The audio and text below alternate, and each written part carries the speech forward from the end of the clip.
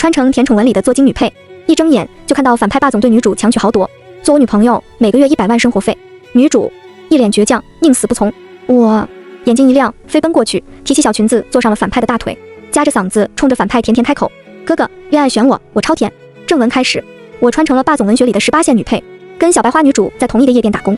不同的是，女主苏妍赚钱是为了欠债的爸、重病的妈、年幼的弟弟和破碎的家，而我赚钱是为了还买奢侈品借的88万高利贷。开局就是地狱模式。行吧，这是炮灰的命运，我了解。夜店的走廊里，我提着酒跟在女主身后，经理语重心长地劝她：我的祖宗，你不是需要钱吗？富少每天都来消费几十万，你怎么连个笑脸都不给他？女主停住脚步，倔强回头：我虽然穷，但我穷得有尊严啊！这是什么女主？为了尊严连钱都不要？我想劝劝她，话在我嘴里滚了一圈，我突然发现她说出来显得我很像个炮灰。算了，我还是闭嘴吧。见她这样，经理只能哄人：那你去露个脸总行吧。女主勉强同意，向包厢走去，我赶紧跟上。路过经理身边的时候，她低声警告我：长点眼色，要是惹富少不高兴，你就卷包袱滚蛋。我同样是新来的女大学生，你们就这样区别对待？突然理解炮灰为什么都讨厌女主了。此刻，豪华的包厢里气压很低，黑色的皮质沙发上只有傅诗妍一个人安静地坐着，灯光昏暗，她穿着一丝不苟的高定西装，冷着张脸，跟这里格格不入。女主抬头挺胸跟她对峙，我站在女主身后安静如鸡，我怕这位大少爷跟女主争执起来拿我撒气，毕竟他只是反派，注定要吃瘪。哪怕女主是他家保姆的女儿，哪怕他们从小青梅竹马一起长大，哪怕他将女主视作唯一的救赎，他还是得对女主爱而不得。而我身上还背着88万的高利贷，失业不了一点。片刻后，傅诗妍的视线终于从女主身上移开，落在了我的身上。她薄唇轻启：你先出去。我狗腿点头：好的，少爷。大反派还怪礼貌的，我边想边麻溜地放下那瓶价值28888的洋酒，准备离开。刚到门口，却被女主一把抓住：婉婉，你哪也不准去。说完，她瞪着不远处的男人说：你凭什么让他离开？穷人就没有尊严吗？姐妹，你这样说话就考虑到我的尊严了吗？但女主我同样得罪不起。我翻了个窝囊的白眼，小声开口：会不会凭他今晚消费了28888？女主一滞：有点臭钱就了不起吗？我不稀罕。那你稀罕什么？稀罕傅律那个野种。傅诗妍眉头紧皱，大步上前握住了女主的手腕。女主挣脱，一巴掌甩在了她的脸上。他才不是野种，他跟你一样也是傅家的继承人。继承人？一个小三的私生子，他也配？傅诗妍好像听到什么笑话，笑到眼眶通红，又迅速的冷静下来。他放开女主，慢条斯理的回到了刚才的位置，从钱包里掏出一张银行卡，每个月100万。他骨节修长的手指夹着卡片放在了面前的桌上。做我女朋友，我不在意你心里有谁，你爸爸的债、妈妈的病，甚至弟弟的学费都解决了。他想了想，继续说道：如果你没有安全感，我们也可以直接结婚，我名下所有的财产都可以过户给你。哦嚯，这哪是反派，这不就是我梦想中的男主角吗？可惜我不是女主，我只能看着女主红着眼眶说：傅诗妍，你除了钱还有什么？你只会强迫我。然后他摔门而去，包厢的门在我眼前紧紧关上。想到身后那位他留给我的烂摊子，我的眼前一黑又一黑。包厢里气压越来越低，我灵机一动，掏出手机放在耳边：喂，经理呀。什么？有人找我？我马上。话没说完，手机铃声响了起来。哦，我的，完了。我甚至已经想到身后的傅诗妍会用什么语气说出以后我不想在 A 市见到你。当然去 B 市也不是不行，主要是原身目前就读于 A 市大学，还没有拿到毕业证。我摁灭电话，惴惴不安。哎，事已至此，先笑一下算了。我回头，嘴角才扬起5度。傅诗妍突然开口：夜不晚，你也觉得我很可笑？原文里，傅诗妍的童年不幸，父亲出轨，母亲疯了。虽然爷爷在她很小的时候就立了遗嘱，点明她是傅家唯一的继承人，但其实他内心极度缺爱。他跟女主青梅竹马，将女主视作唯一的救赎。可惜女主爱上了他同父异母的私生子弟弟，也就是男主。现在的剧情走到傅诗妍外公重病离世，她出国半年陪伴外公走完最后一程后，回国就得知女主跟他私生子弟弟的绯闻闹得满城风雨，想挽回女主又被女主骂恶心，她现在的心情可想而知。所以怎么样在必死局了打出王炸？哥哥为什么不高兴了？不会把他说的话当真了吧？别的男人怎么和你比？哥哥不知道吧？我暗恋你很久了，做你的女朋友一定很幸福吧？可惜哥哥喜欢的不是我，如果是我一定不舍得让哥哥伤心的。我谄媚的开口，其实我挺真心的，毕竟他颜值能打，身价1000亿，从小受精英教育。傅诗妍冷笑一声：你真这样觉得？我一脸真诚：当然啊，哥哥。暗恋我？他冷笑一声，证明给我看。表演的用心的话。他拿起刚刚没送出去的那张卡片递给我：100万，你的了。真的吗？我眼睛一亮，那可是100万，这跟顶级男模倒贴我100万让我玩弄他有什么区别？我一个飞扑，提起小裙子坐上了傅诗妍的大腿，怕他不够满意，我还俯身抱住了他的脖子。有种淡淡的好闻气息，跟他高冷的外表很不相配。此刻他的大腿跟我的皮肤只隔着一层薄薄的布料，想到我身下只穿着一条漆皮小短裙，我有些难耐地动了动，俯身凑到他耳边小声道：哥哥，你知道我暗恋你好久了吗？你喜欢黑色，讨厌雨天，芒果过敏，喜欢周妍妍很多年，他眼瞎看不到哥哥的好，只有我是真的心疼哥哥。我说了很多曾经看小说时作者着重描写过的他的喜好，但他丝毫不为所动。于是我凑得更近了些，身体柔软地贴紧他的胸膛，适当地表现出求而不得的委屈。哥哥，看看我。我的呼吸几乎贴在他的耳边，他的耳廓迅速泛红。别动！他修长的手落在我的腰上，声音沙哑，看不出心情如何。夜不晚，你对谁都这样能屈能伸。我舔了舔嘴唇，当然不是，我也看脸的，更别说白嫖美男还附赠100万。一低头，他白皙的锁骨就在我的唇边，随着我的呼吸染上一丝粉红，赤裸裸的男色诱惑，我的嘴差点就撅上去了。还好被他2根冰凉的手指捏住了。夜不晚，你不仅贪财，还挺好色的。他将我拉下他的大腿，让我老实站在一边。这100万买你半年时间，做我名义上的女朋友，配合我演戏给他看。他，哦，女主周妍妍，我就说反派他没那么容易移情别恋，半天是利用我让女主吃醋呗。能转正吗？我插嘴一句，他白了我一眼。联系方式，他把手机扔给我，微信也加上。我输入完将手机还给他，略带惋惜和垂涎的眼神绕着傅诗妍的脸转了一圈。怎么，你很可惜？傅诗妍被气笑了。当然，我大胆开麦。好家伙，差点让我吃上好的了，换谁不可惜。他冷哼一声，起身离开。打开包厢门的时候，回头看我，跟上。哦，一出门，经理一路小跑跟了上来，身后跟着不情不愿的女主周妍妍。傅少，今天玩得开心吗？傅诗妍看了眼2人，一把将我捞进怀里。今天的消费记得给他提成。说完，他故作亲昵地揉了揉我的头后大步离开。瞬间，周妍妍脸色难看。傅诗妍，你是故意的？你明知道我需要钱。留给他的是傅诗妍头也不回的背影。之前傅诗妍每个月都会来消费，他只点酒但不喝，就是为了给周妍妍送钱，这是大家心照不宣的事情。今天他自己打破规则，显然是很生气了。周妍妍眼眶发红，道歉的看我，没事的，婉婉，他只是在气我，把你牵连进来很抱歉，但你千万别当真，他说的都不是真的。哦，原来他知道啊，可他拿着他的钱又不愿意给他好脸色，这算什么？把他当个备胎？我突然有点生气，冷声打断了他，是真的。我说。周妍妍突然听到我的声音，不可置信地看我。什么？她太过惊讶，连面容都有点扭曲。我说我们都亲过了，真的不能再争了。今天起他是我男朋友了。还有，我将那张银行卡拿了出来，100万也是我的了。怎么可能？周妍妍摇摇欲坠，想伸手夺过我手里的卡。我避开她，对经理开口：麻烦结算下工资，傍上霸总了，我不干了。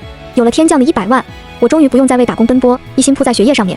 但连续1周，傅诗妍这个金主都没再找过我。我拿起手机扒拉出他的微信，看了又看，算了。说不定经过上次的刺激，他俩又纠缠上了，用不着我了呢。我叹了口气，刚想收起手机，纯黑色的头像发来一条消息：下楼。看到这条消息，我着实松了口气，毕竟白拿人家100万不干活，我心里过意不去。我回了个稍等，精心收拾了一番，才准备出门。虽然只是做女主和反派 play 的一环，但我也是很敬业的。不美丽怎么能让女主产生危机？看了看镜子里，巴掌大的小脸，双腿笔直修长，细腰翘臀一个不少，在学院风包臀裙的衬托下美上加美。楼下黑色的迈巴赫已经停在路边，虽然天已经黑了，但因为是周末，来往的同学不少。我矜持地开门，拎着小包坐进了后座。上了车才发现，傅诗妍闭眼靠在驾驶座上，看上去一脸疲惫。她没说去哪儿，但我猜大概率是就这样停在这里，等着跟周妍妍巧遇。这种霸总小说剧情我其实挺懂的。一般女主身边的男主、男配、男反派们都爱利用女配让女主产生危机感。傅诗妍是男反派，而我是女配。想明白后，我放松下来，靠在座椅上，耐心等待女主降临。别说这豪车坐着就是舒服，坐前面来。我不是你司机。我刚闭上眼，冷不丁听到这句话，我麻溜地从后座转移到了副驾驶，讨好道：哥哥是来找周妍妍的吗？他斜眼看我，你觉得呢？我仔细想了想，今天好像是周末来着，按道理女主是要去打工的，难道她忘了？我真诚微笑，虽然我跟周妍妍一个宿舍，但今天周末她是要去打工的，肯定碰不到的，要不您明天再来。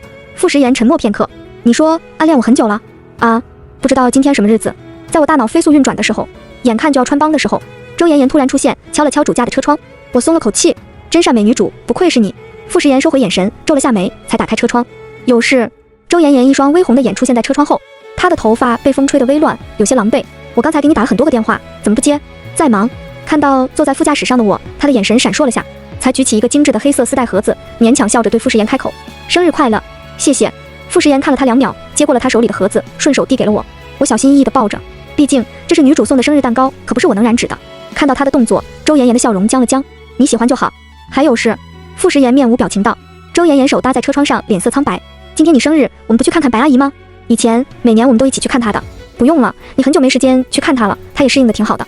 傅诗妍皱眉，诗妍，你是在怪我吗？可你知道我家里的情况的，我要打3份工，还有事。傅诗妍打断了她的委屈。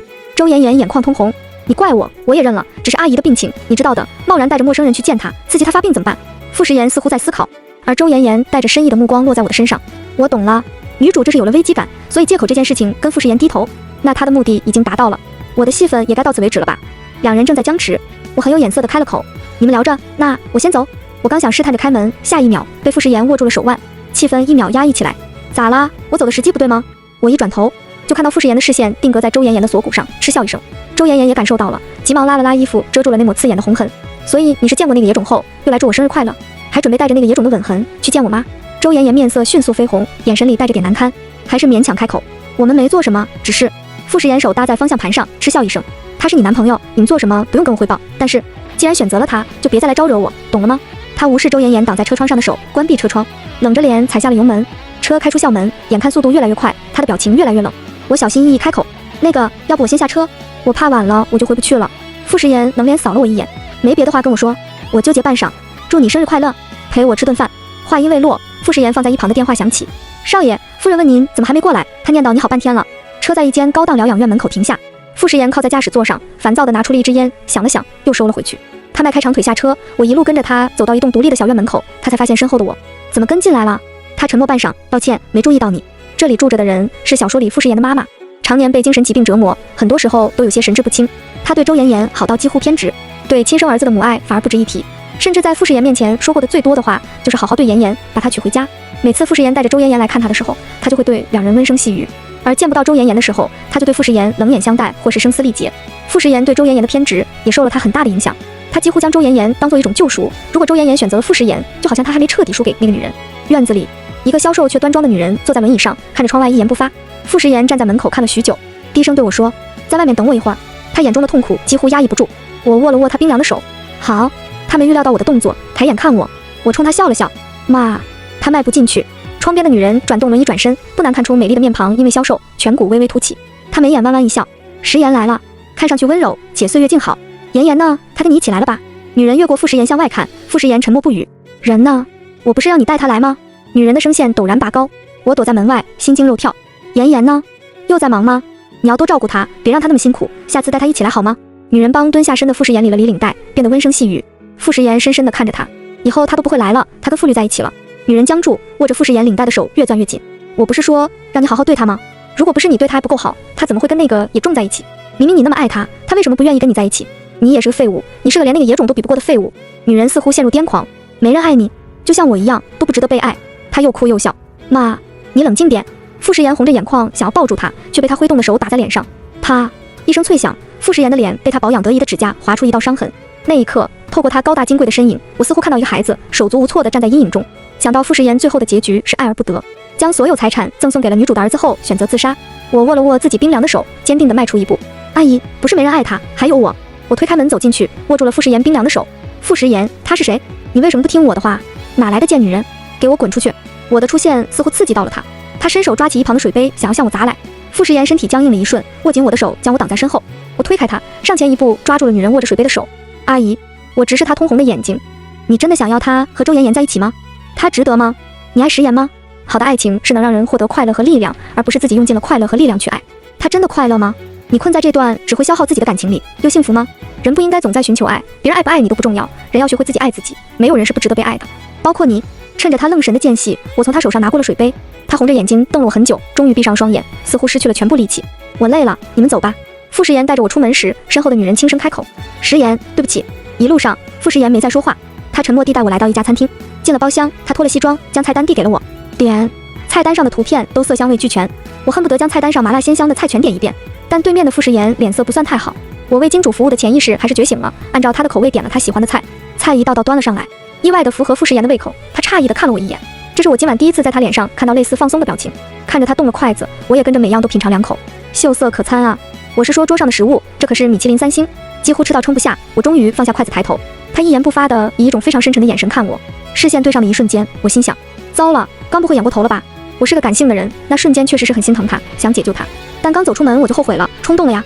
我顶着压力，硬着头皮开口：那个，我们吃完饭还去做什么吗？傅世言挑眉：你还想做什么？突然反应过来，我的话里好像有些歧义，我涨红脸解释：我的意思是，如果周妍妍那边需要我，多吃少操心。没想到我一语成谶，吃完饭遇到大堵车，学校门禁时间过了，果然回不去了。跟着傅世言来到酒店，前台小姐姐面带微笑的告知：对不起，小姐，我们这里的房间是需要提前预定的。我只能跟着傅世言来到他预留的套房，我站在门口犹犹豫豫。主要是我这人经不起诱惑，进来把门关上。傅世言站在桌前给自己倒了杯水喝，他脸色不太好。这里周边没有别的酒店，我也不好意思再折腾他。套房也只有一张床啊。所以你睡沙发。我看着空旷客厅里巨大的吊灯、空荡的桌椅和距离卧室很远的沙发，开口：我害怕。也可以睡浴缸。半夜，我躺在床上翻来覆去的睡不着，月光照射进来，实木的桌椅影子渐渐拉长，看上去张牙舞爪，配合房间内不知道哪里时不时传出的声响，更恐怖了。我纠结再三，抱着被子想靠门近一点，没想到刚碰到门，门开了。傅时言倒在大床上，蜷缩着身体，一动不动。傅时言，傅总，我谨慎地靠近，才发现他眉头紧皱，嘴里不时发出难耐的喘息。我摸了摸他的额头，发烧了，怪不得从今天见他就觉得他看上去很疲惫，原来是生病了。我费劲地将人摆好，裹上了被子，又给前台打电话，让他们送药上来。等把退烧贴给他贴好，药也喂下去之后，困意终于袭来。这下也不觉得客厅空旷，月色恐怖了，满脑子只觉得客厅角落那张沙发舒适温暖。我起身，准备抱着被子回归高档沙发的怀抱，却被一只温热的手紧紧拉住手腕。别走！床上的傅时言沙哑开口。我从没见过他这样的表情，心软了一半。好，陪你一会儿。夜色，月光，美男，还生病了，是他主动挽留我的。我如果不心动，那就太难了。所以，我拿出手机录下了他挽留我的全过程。万一他明早倒打一耙呢？镜头中房间昏暗，他衬衫半开，神情无助。我衣着清凉，娇小可人，怪有氛围感的。我正想换个角度，他却察觉到我的动作，拉着我的手用了些力度。我从半跪的姿势直接趴在了他的身侧，跟他的身体几乎紧贴。他眉头微松，眯着眼睛看了看我，似乎满意了许多。下一秒，他的身体前倾，脸几乎埋在我的身前，找了个舒服的角度，又闭上眼睛。虽然姿势暖媚，但这一刻的傅时言让我觉得很纯洁。听着他的呼吸渐渐平稳，我放下了手机，低头看他，视线绕过他光滑的额头、浓密的睫毛、高挺的鼻梁，最后落在他略带苍白的唇上，克制住了想亲亲他的冲动。很奇怪，这种感觉，我第一次正视这个小说里的纸片人，有血有肉，有情绪也有温度。我知道他的出生，也知道他的结局。这一刻，我第一次对他产生了一种名为心疼的情绪。我伸出手将他凌乱的头发理好，顺便拉过被子将人裹住，好笑的拍了张照，才靠着他闭上眼睛。没看到我呼吸平稳后，他复杂的眼神。第二天清晨，一睁眼，傅时言无可挑剔的面容低头可见。我们俩距离近到他温热的呼吸就打在我的胸口，来不及心动，我就想到了昨晚莫名其妙的感性，想到小说里他对周妍妍的偏执和疯狂，我莫名其妙占了他的便宜。他不会想杀了我吧？我僵硬了一瞬，马上伸出手摸索我的手机，想查看下昨晚录下的证据，一会儿能不能救我于水火之中。我一动，傅时言睁开了眼睛。哥哥，昨晚是你先动的手，真的，我有证据。他没理我，径直绕过我去洗漱。我忐忑地将视频翻了出来，等他出来时，立马对到了他的眼前。他淡淡地看了我一眼，突然掐着我的腰，向前2步将我抵在了墙上，径直吻了下来。吻了下来，他的吻带着薄荷牙膏的凉意，喘息中的灼热又将我烧得迷迷糊糊，直到我喘不上气开始推拒，他才松口，咬着我的唇轻喘质问：叶不晚，你昨天说过的话不打算负责啊？直到傅时言将我送回宿舍，我也没啊出个所以然。傅时言也在我沉默的时间里，脸色一点一点黑了下去。我的脑袋浑浑噩噩，脑子里全都是傅时言的吻，更多的是懊悔自己竟然没刷牙。至于他说的负责，直到晚上躺在宿舍，我才猛然反应过来，他让我对他负责，是我想的那个意思吧？我最喜欢的纸片人竟然真的属于我了，不可思议！我嗷呜一声，掏出手机想要打给他，刚坐起来就看到了坐在对面书桌前的周妍妍。